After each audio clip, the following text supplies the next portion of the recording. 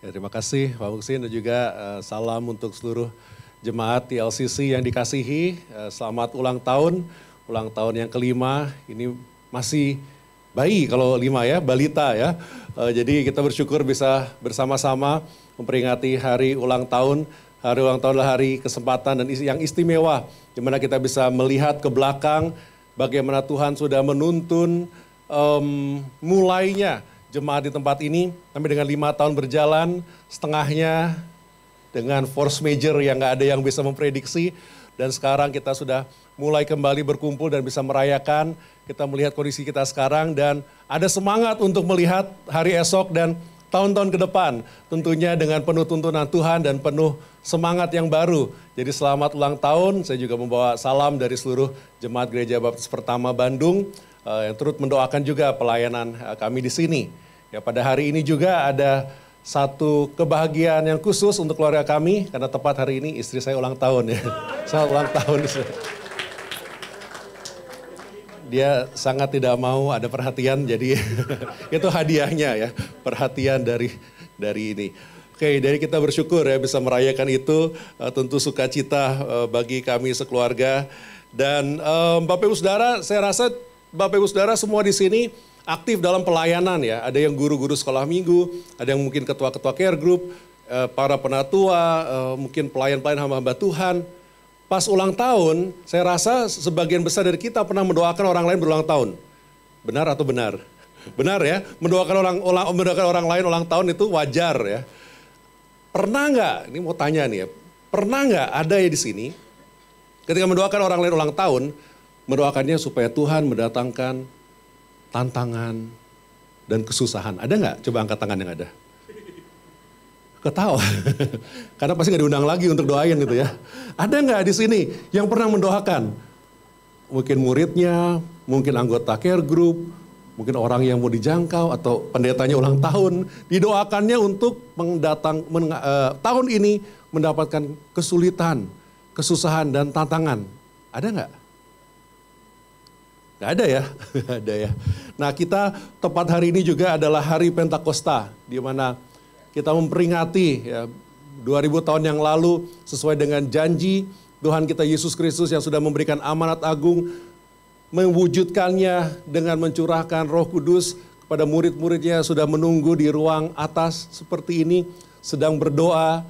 Dan kita melihat bagaimana karya Roh Kudus melalui para rasul Yesus Kristus terjadi secara luar biasa.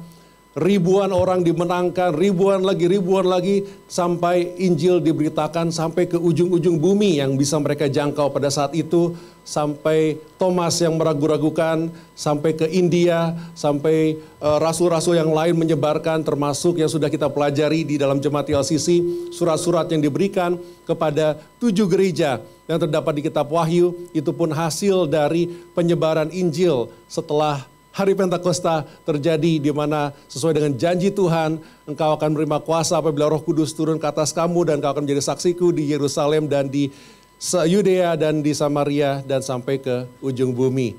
Oleh karena itu kita akan membuka hati, pikiran, roh kita terbuka akan firman Tuhan.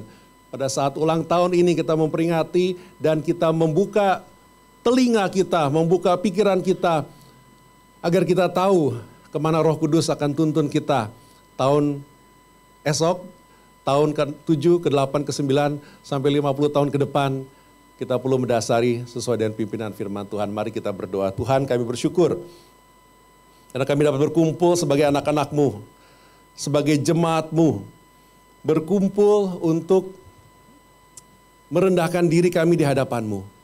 Sungguh Tuhan, kami membutuhkan keajaiban daripada-Mu, sungguh kami membutuhkan tuntunan daripada-Mu. Kami ini adalah sepenuhnya milik-Mu. Berbicaralah kepada kami secara pribadi sebagai anak-anak-Mu. Berbicaralah kepada kami sebagai gereja-Mu. Dan berbicara kepada kami bersama-sama sebagai jemaat-Mu yang sudah Engkau tetapkan, yang sudah Engkau pilih, menyelakukan misi yang Engkau telah tetapkan untuk menyelamatkan seluruh dunia. Kami siap mendengar, pimpinlah kami ya Tuhan. Di dalam nama Yesus Kristus kami berdoa. Amin. Mari kita buka firman Tuhan kepada kitab Wahyu pasal yang ketiga. Ini suatu tema yang luar biasa untuk dikhotbahkan pada saat HUT. Dan pesan Tuhan sungguh luar biasa, dan saya berdoa, sudah berdoakan juga untuk pesan ini di mana kita dapat mendengar apa yang Tuhan sampaikan kepada kita. Mari kita berdiri untuk menghormati firman Tuhan. Wahyu pasal yang ketiga, izinkan saya membacakan dari ayat 1 sampai dengan ayat yang ke-6. Dan tuliskanlah kepada malaikat jemaat di Sardis, inilah firman dia yang memiliki ketujuh roh Allah dan ketujuh bintang itu. Aku tahu segala pekerjaanmu, engkau dikatakan hidup, padahal engkau mati. Bangunlah dan kuatkanlah apa yang masih tinggal, yang sudah hampir mati. Sebab tidak satu pun dari pekerjaanmu aku dapati sempurna di hadapan Allahku. Karena itu, ingatlah, bagaimana engkau telah menerima dan mendengarnya. Turutilah itu dan bertobatlah. Karena jikalau engkau tidak berjaga-jaga, aku akan datang seperti pencuri dan engkau tidak tahu pada waktu manakah aku tiba-tiba datang kepadamu. Tetapi di Sardis ada beberapa orang yang tidak mencemarkan pakaiannya. Mereka akan berjalan dengan aku dalam pakaian putih. Karena mereka adalah layak untuk itu. Barang siapa menang, ia akan dikenakan pakaian putih yang demikian.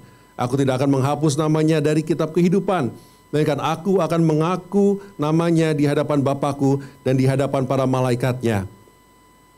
Siapa bertelinga, hendaklah ia mendengarkan apa yang dikatakan Roh kepada jemaat-jemaat. Amin. Silakan duduk. Wow, satu pesan dan kado istimewa untuk jemaat yang berulang tahun. Ya, istimewa ya.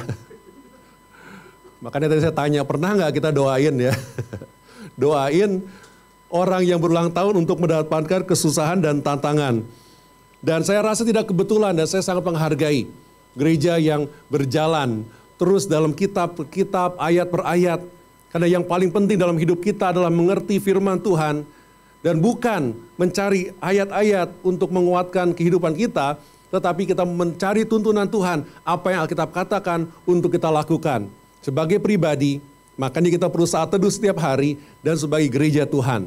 Setiap minggu, apa yang Alkitab mau dilakukan untuk kita lakukan sebagai gereja Tuhan. Dan ini adalah pesan yang luar biasa.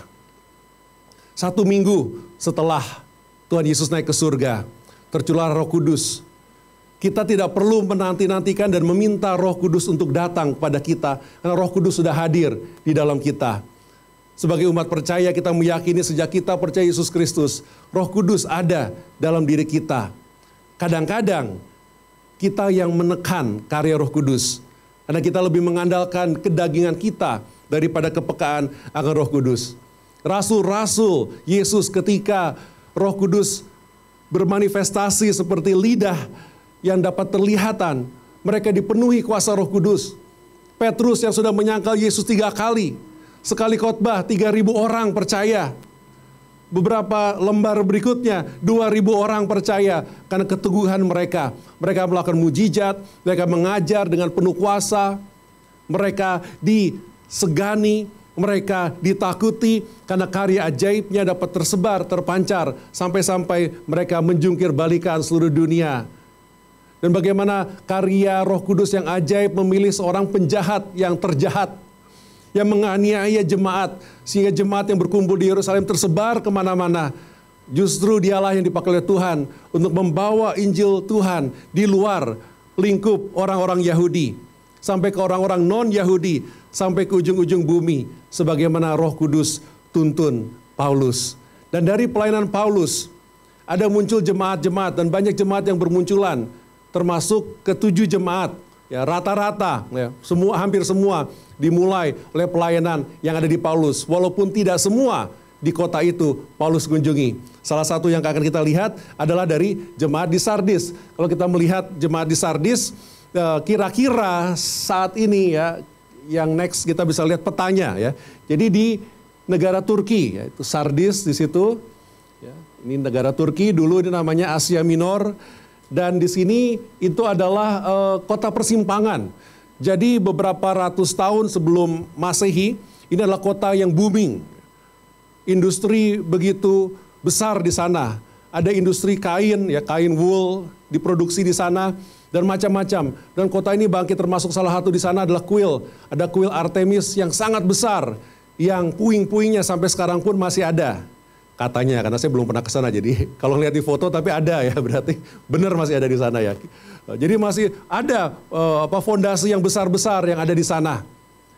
Nah, Bapak Ibu Saudara, di dalam jemaat di Sardis ini ada pesan unik yang disampaikan Tuhan melalui Yohanes dalam kitab Wahyu itu. Kita akan lihat pesannya secara mendetail. Ada yang pertama, dikatakan dan tuliskanlah kepada malaikat jemaat di Sardis, kepada utusan untuk membawa pesan kepada jemaat di Sardis. Pesannya seperti ini. Inilah firman Dia yang memiliki ketujuh roh Allah dan ketujuh bintang itu. Tuhan mengingatkan kepada jemaat di Sardis, siapa yang menjadi terutama?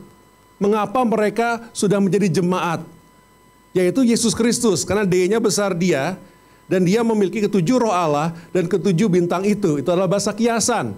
7 artinya sempurna, dengan penuh kuasa, otoritas, Roh Kudus yang sempurna, dan penuh bintang, terang, kemuliaan, dengan penuh kuasa dan dengan penuh kemuliaan.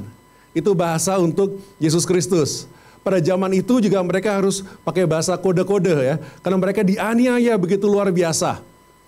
Jadi ini berbahaya juga bagi malaikat atau messenger, orang yang membawa pesan itu kepada jemaat ketika Yohanes menuliskan pesan ini dari Pulau Patmos. Jangan-jangan ketangkep, jangan-jangan nanti bisa ketahuan, jadi harus ada enkripsi sedikit ya, ada enkripsi sedikit. Nah, oleh karena itu ada bahasa yang mengingatkan untuk orang percaya pasti tahu 7 sempurna, roh Allah, kuasa, dan juga 7 bintang kemuliaan yang sempurna. Ini adalah pesan dari Yesus Kristus kepada jemaat di Sardis. Dan pesannya sadis. Kemarin kita guyon ya, ini jemaat Sardis atau jemaat sadis gitu ya. Beda satu huruf ya, tapi beda satu huruf sangat menentukan.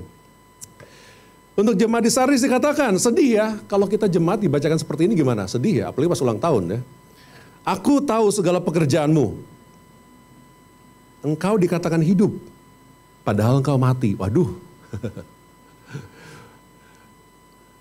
Kira-kira pendetanya ngotbahin itu di depan jemaat diundang lagi nggak? Enggak kayaknya. Di ban gitu ya, jangan masuk kota Sardis kalau ada pendeta utusan dari Yohanes ini jangan boleh masuk ya. Enak aja gitu ya. Kami adalah jemaat yang jaya, kami adalah jemaat yang besar. Masa dikatakan hidup padahal engkau mati ya. Tapi ini adalah pesan dari Dia, Tuhan, dengan penuh kuasa roh, dengan penuh kemuliaan. Mengatakan pesan peringatan kepada jemaat di Sardis dan juga saya rasa kepada jemaat-jemaat gereja-gereja, bukan hanya TLCC, semua gereja-gereja pada masa kini. Pesannya adalah, aku tahu segala pekerjaanmu, engkau dikatakan hidup padahal engkau mati. Sedih ya, tapi ini jadi kesempatan introspeksi. Sebagaimana ulang tahun biasanya kita introspeksi, atau tahun baru kita introspeksi. Apakah kita kelihatannya hidup, padahal kita mati. Nah, Bapak Ibu Saudara, kalau kita melihat mundur ke jemaat Sardis, ya, kalau asumsi ini adalah pekerjaan dari Paulus ketika di perjalanan yang pertama, dari kota-kota Asia Minor tersebar Injil sampai bisa ke Sardis, sampai ke jemaat-jemaat yang lain, berarti jemaat ini dimulai perkiraan tahun 50. Kalau surat Wahyu dituliskan kira-kira menurut para ahli tahun 96, berarti jemaat ini kira-kira usianya paling tua adalah 46 tahun. Ya, kita nggak tahu berapa besar, berapa kecil, tetapi jemaat yang cukup besar, ya, ditafsirkan ini jemaat yang cukup kuat, cukup terkenal, sudah berusia 46 tahun. Masih muda sebetulnya 46 tahun ya.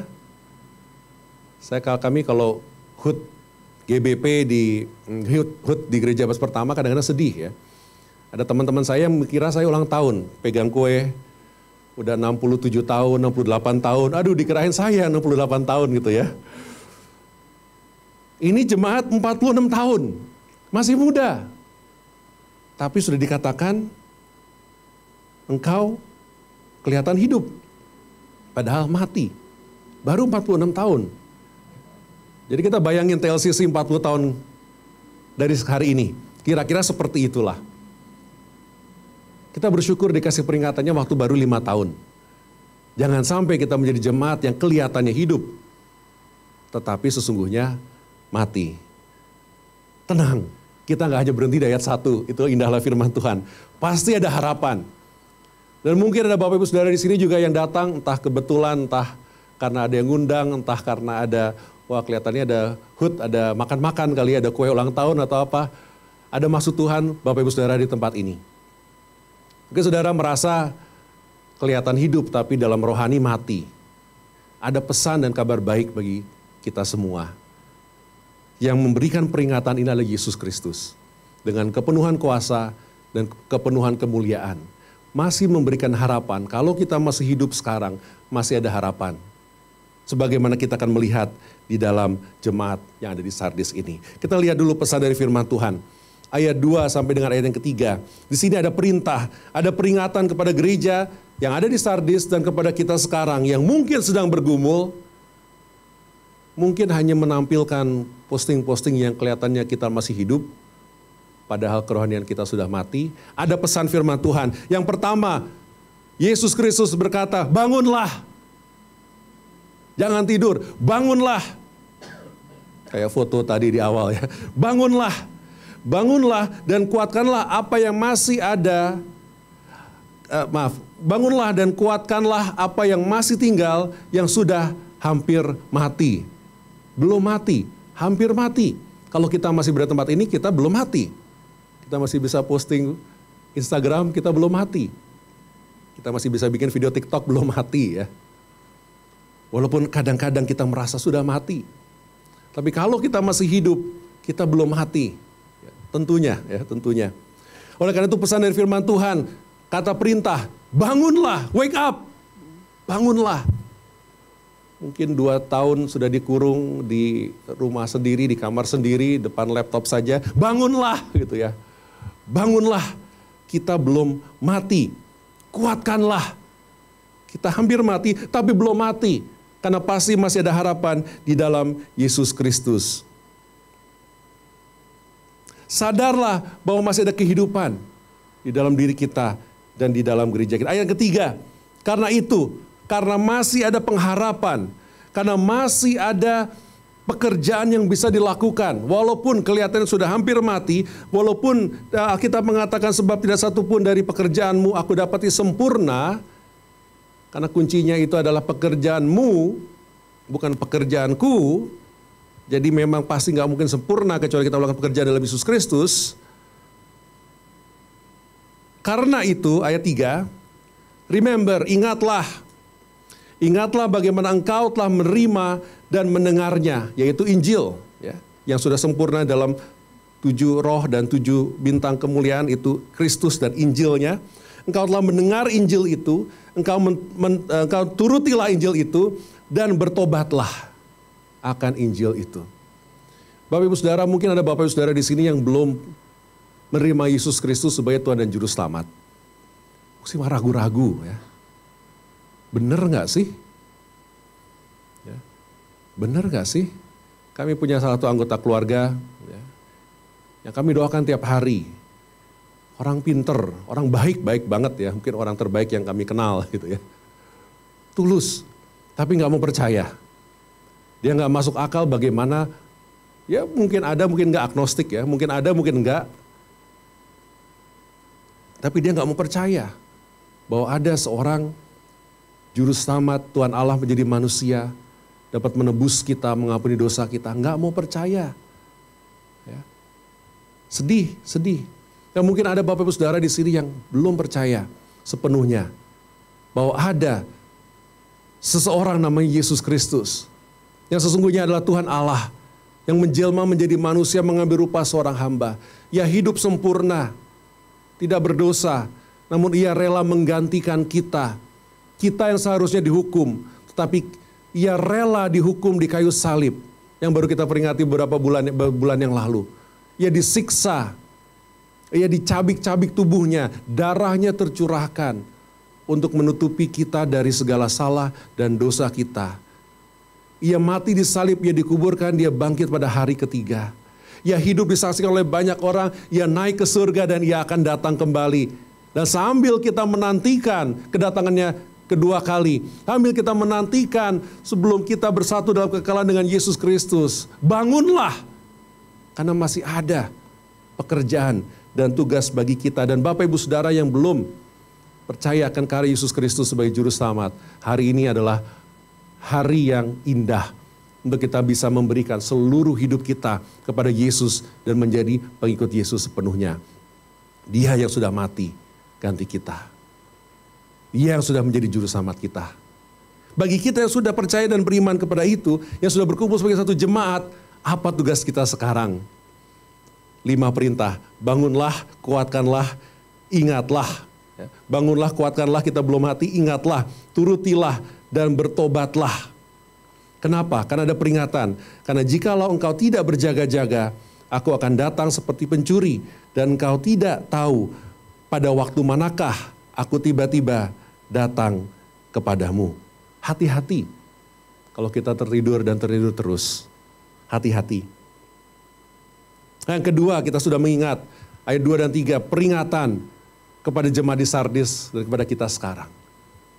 Ada pengharapan. Ayat 4 dan 5 dan 6. Kita lihat pengharapan untuk ke depan. Tahun-tahun ke depan. Kalau kita merasa sudah hampir mati, ada pengharapan bagi kita. Ayat yang keempat kita lihat, tetapi di Sardis ada beberapa orang yang tidak mencemarkan pakaiannya.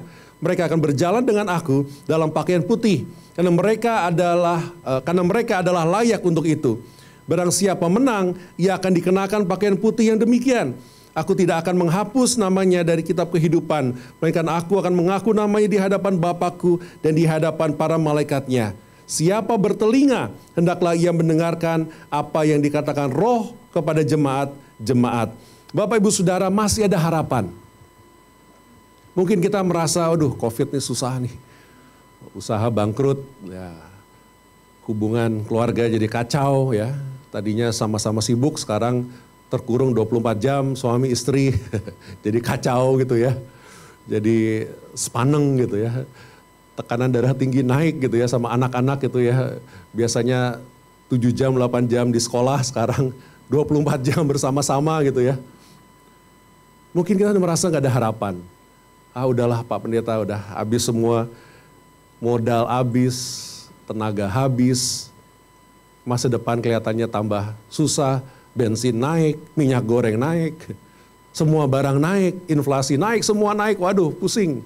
Gaji gak naik gitu ya. Waduh, kayaknya sudah tidak ada harapan. Di jemaat kita, semua gereja bergumul. 2 tahun emergency mode, sekarang bingung mau apa. Kami di gereja pertama lagi ada gerakan selama 3 bulan ke depan gak ngapa-ngapain. Hanya berdoa aja, Tuhan maunya apa. 3 bulan ke depan, itu akan kita lakukan mulai dari bulan depan. Karena kita juga bingung. Udah kolot lagi ya, udah hampir 70 tahun. Tahun ini 70 tahun ya. Udah harus pakai tongkat, tadi juga agak susah saya baca itu karena karena sudah usianya gak berbohong gitu ya.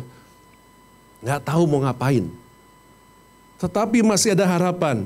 Dan ini adalah pesan bagi kita dan penguatan bagi kita sebagai pemimpin gereja, sebagai orang-orang yang sudah ditempatkan di gereja Tuhan.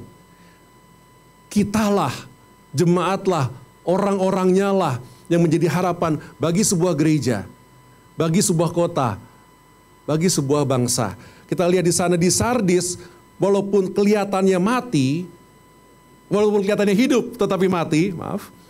Di Sardis masih ada beberapa orang yang tidak mencemarkan pakaiannya, yang tidak mau berkompromi dengan dunia, yang mau masih menguduskan dirinya untuk menjadi pilar-pilar jemaat, tokoh-tokoh iman dalam jemaat.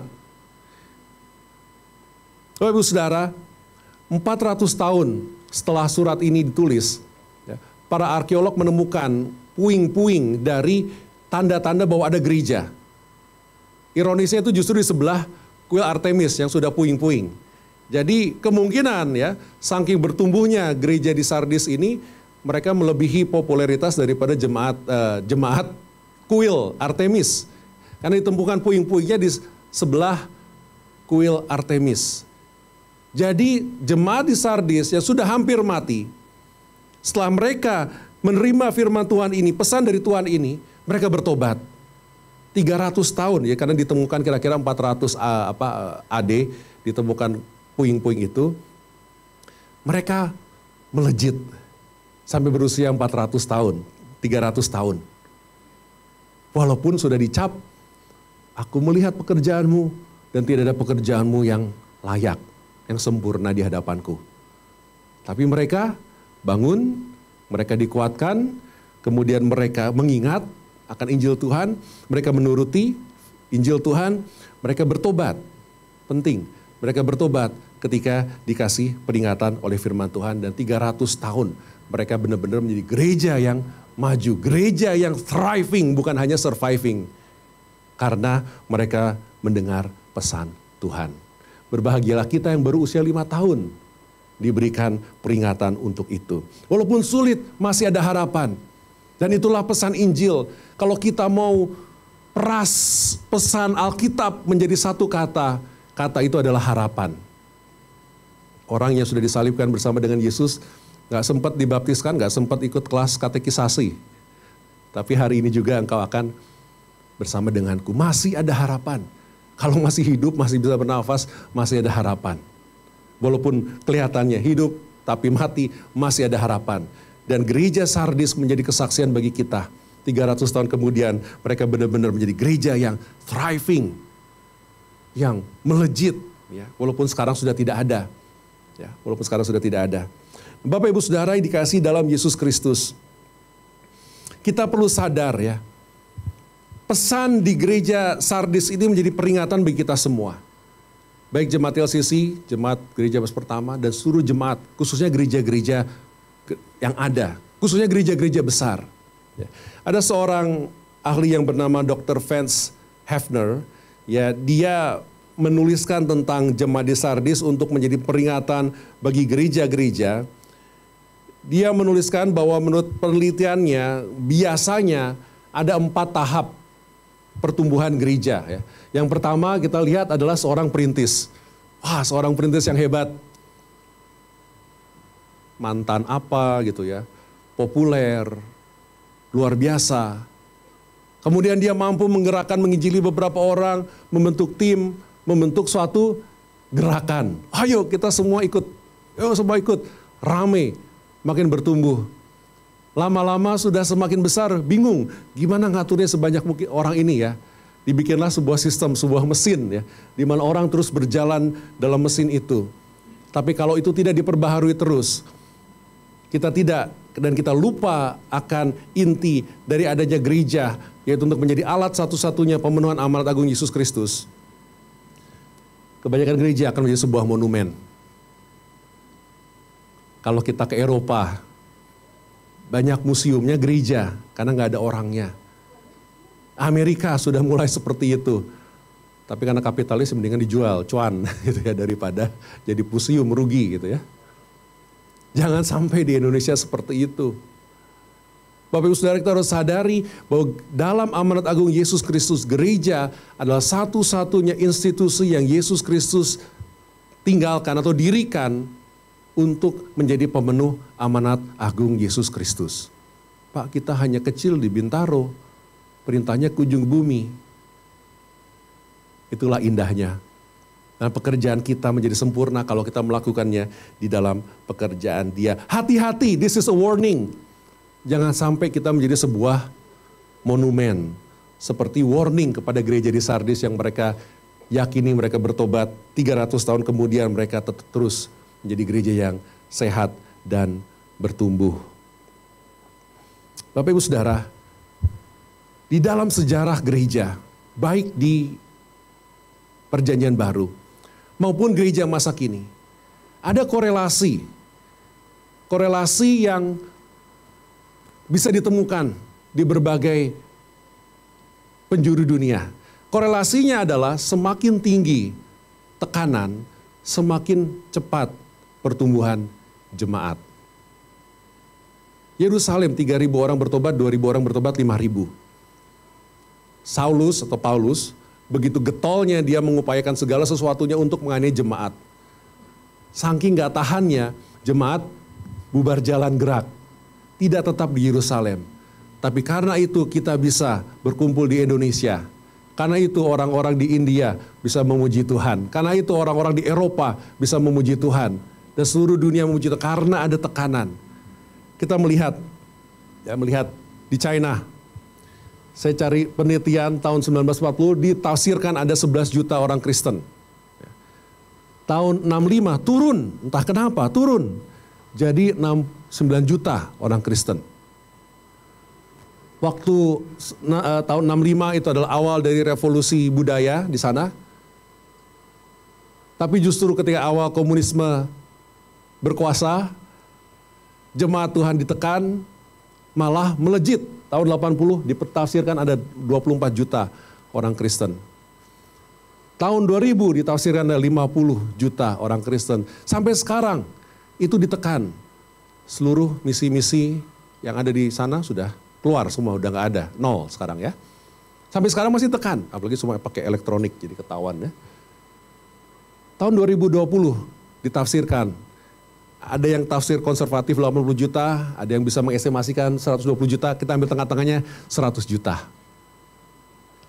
Dari tahun 65, 50 tahun, sampai dengan tahun 2020, naik 1000%, 10 kali lipat. Apakah karena makmur tambah makmur ekonominya? Enggak.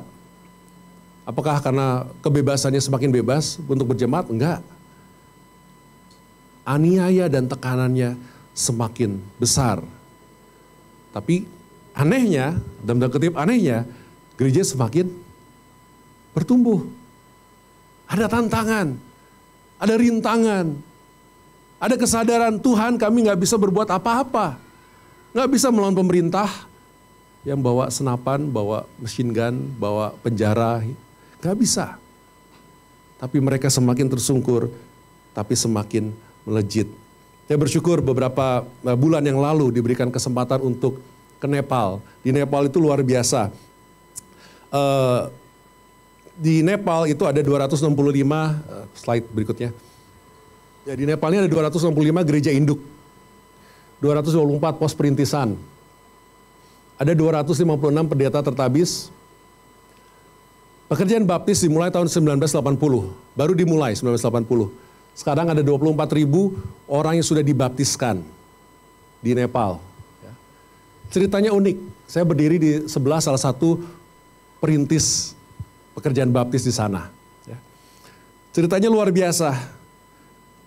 Dia sebagai cita-cita banyak orang Nepal pengen kerja di luar negeri. Dia kuliahlah ke luar negeri. Tetangga yang paling dekat turun ke India. Di Baptist Land, Nagaland ya. Nagaland itu 90% orang baptis. Jadi di Nagaland ya. Di Nagaland dia kuliah, dia bertemu dengan Yesus Kristus, dia menjadi percaya. Dia dapat pekerjaan yang enak, kalau nggak salah jadi bankir atau apa ya. Dia pekerjaan yang sangat makmur, tapi setiap hari dia sudah menerima Injil itu menggebu-gebu menurut kesaksian dia. Ya. Saya ingat keluarga saya ingat orang-orang di Nepal, nggak ada yang orang Kristen. Nggak ada yang mengenal Yesus Kristus sebagai Tuhan Juru Selamat. Akhirnya setelah beberapa tahun dia bekerja, dia kembali ke Nepal. Dia mulai dari kampung halamannya. Beberapa minggu di sana, setengah dari desa itu menjadi percaya pada Yesus Kristus. Setelah itu dia dipenjara, karena nggak boleh jadi orang Kristen. Waktu dia dipenjara, seluruh penjara dan polisi-polisinya menjadi percaya pada Yesus Kristus. Makanya diusir, udahlah jangan membuat kegaduhan di sini. Dia pergi ke kampung berikutnya, ke desa berikutnya. Setengah menjadi percaya, kemudian dia dipenjara. Semua di penjara menjadi percaya lagi. Dan begitu selanjutnya, sampai sekarang ada 24.000 orang Kristen yang sudah dibaptiskan, bergabung dalam gereja baptis. 0 sampai 24.000 dalam 40 tahun. Berapa persen itu? 24.000% berarti ya. Dalam 40 tahun. Di Nepal nggak boleh bikin gereja. Ya, sekarang mereka baru mengeluarkan undang-undang anti-conversion law. Nggak boleh pindah agama, kecuali ke agama mayoritas. Semakin ditekan, semakin dipenjara, semakin melejit. Ada slide berikutnya. Ini di Amerika Serikat. Waktu disurvei dari Pew Research 2020 disurvei, hanya 65% orang dewasa yang mengaku dirinya adalah Kristen. 65%, ya lumayan lah ya. Waktu 2015 disurvei, 75% orang dewasa mengaku dirinya orang Kristen. 2012, 78%, 2021, 81% orang dewasa disurvei mengaku dirinya orang Kristen. Oh terbalik ya kalau ini ya, terbalik ya.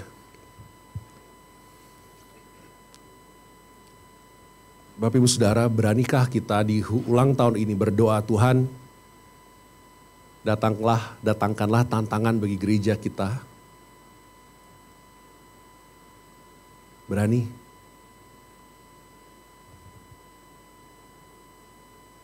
Bangunlah dan kuatkanlah apa yang masih tinggal, yang sudah hampir mati. Bangunlah dan kuatkanlah. Ingatlah bagaimana engkau telah menerima dan mendengar Injil Dia yang 7 roh dan 7 kuasa bintang. Ingatlah bagaimana kita telah menerima Injil Yesus Kristus yang telah menyelamatkan kita. Turutilah dan bertobatlah. Inilah pesan dari firman Tuhan. Penderitaan dan tekanan dari luar kita nggak bisa atur. Nggak tahu pemerintah mau gimana, nggak tahu ada organisasi apa, nggak tahu. Nggak bisa ngatur. Yang bisa kita atur adalah apakah diri kita mau terus berjalan dalam tantangan demi tantangan yang Tuhan berikan. Susah iya, tapi itu dari Tuhan. Saya mau mengakhiri dengan kembali ke Sardis. Kenapa Tuhan memberikan pesan bangunlah? Di kota Sardis itu tercatat dalam sejarahnya, di kota Sardis ada benteng. Ya. Di kota Sardis ada benteng. Tercatat di dalam sejarah kota Sardis sebelum surat ini dituliskan, 2 kali kota Sardis ditangkap oleh musuh. Dan 2 kali tercatat dalam sejarah di Sardis itu karena penjaganya tertidur untuk menutup gerbang. Jadi kalau benteng gerbangnya ditutup, orang nggak bakal bisa masuk. Tapi tercatat 2 kali kota Sardis jatuh ke dalam musuh karena penjaganya tertidur, lupa ngunci pintu. Makanya pesan kepada jemaat di Sardis, bangunlah, jangan sampai itu terjadi. Dan ada tantangan yang Tuhan sudah berikan kepada kita. Ya, mungkin teman-teman berpikir, waduh ini Pak Ardi doainnya supaya banyak masalah sih. Enggak. Ya, saya juga nggak mau menderita, penganiayaan nggak ada yang mau ya. Tapi kalau datang ya jalani dalam kuasa Tuhan. Nah, pertanyaannya apakah kita mau tertantang terus? Kalau kita nggak tertantang, kita akan tidur. Di Indonesia ada banyak tantangan besar sekali. Kita lihat peta yang mungkin sering kali kita sudah lihat ya. Di Indonesia ini ada 787 suku bangsa. 241 suku bangsa itu termasuk dalam suku yang terabaikan. Penduduk Indonesia ada 276 juta orang. Ya. 194 juta orang, 70% hidup di suku bangsa yang terabaikan atau belum terjangkau. Definisi dari suku terabaikan itu adalah suku di mana ada kurang dari 2% atau 1,5% orang percaya Injili. Jadi kalau orang percaya Injili, orang ketemu, ya kemungkinan besar akan diberikan kesaksian ke Yesus Kristus. Di dalam statistik ini ada lagi yang namanya UUPG, Unreached, Unengaged, yang sama sekali 0 orang Kristen. Kalau kita hidup di satu daerah yang 0 orang yang sudah percaya Yesus Kristus, kira-kira berapa kemungkinan seseorang akan mendengar Injil Yesus secara alami? Berapa persen? 0%. Di Indonesia, coba lihat petanya, di Indonesia masih ada titik-titik yang semakin merah, disitulah yang belum ada orang-orang Kristen sama sekali. Mungkin 0 orang Kristennya. Ini tantangan sebelum tekanan datang. Ini tantangan yang ada di hadapan kita. Mau nggak kita bergerak terus menjawab tantangan ini? Bangunlah. Amanat agung dari Kristus tidak mungkin kita lakukan sendiri. Butuh semua bersatu bersama-sama. Butuh gereja-gereja Tuhan bersatu bersama-sama. Menghilangkan yang merah-merah ini jadi hijau. Dengan membawa berita Injil. Susah iya, kuatkanlah. Karena kita masih ada di sini, kuatkanlah. Ingatlah, turutilah, dan bertobatlah. Sadarlah amanat agung Yesus Kristus. Dengan penuh kuasa Roh Kudus perlu kita lakukan. Karena itulah tantangan bagi kita. Sulit? Sulit atau susah? Sulit? Ya. Mustahil? Mau hadiah untuk ulang tahun kelima? Tuhan berikanlah tantangan, rintangan untuk gereja kita. Mau kita doakan itu? Sulit? Susah? Berat? Berat ya. Tahu bedanya berat? Berat itu kalau kita lakukan segala sesuatu dengan kemampuan diri kita sendiri. Ayat yang satu, tidak ada yang sempurna di hadapanku. Tapi kalau kita lakukannya dengan Kristus, apa yang terjadi? Berat jadi? Bukan, berat jadi berkat. Berat jadi berkat. Kalau kita lakukan di dalam Kristus, amin. Mari kita berdoa. Tuhan.